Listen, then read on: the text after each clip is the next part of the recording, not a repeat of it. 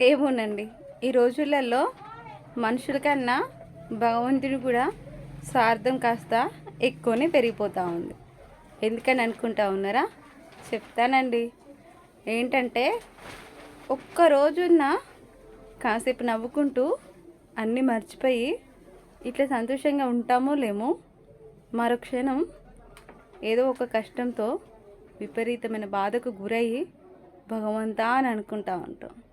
ఆ ఒక్క క్షణంలో భగవంతుడు నవ్వుకుంటాడంట. ఇప్పుడే చాలా సంతోషంగా ఉండి నన్ను మర్చిపోయావు కదా, ఇప్పుడు బాధ వస్తే నన్ను తలుచుకుంటా ఉన్నావా అని.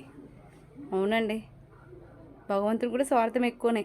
మనం సంతోషంగా ఉంటే ఎక్కడ మర్చిపోతామో అని ఎంబటే ఏదో ఒక కష్టం తీసుకొచ్చి పెడతాడు కదా. మీరు చెప్పండి, మీరు ఎక్కువగా ఎప్పుడు సంతోషంగా ఉన్నారు?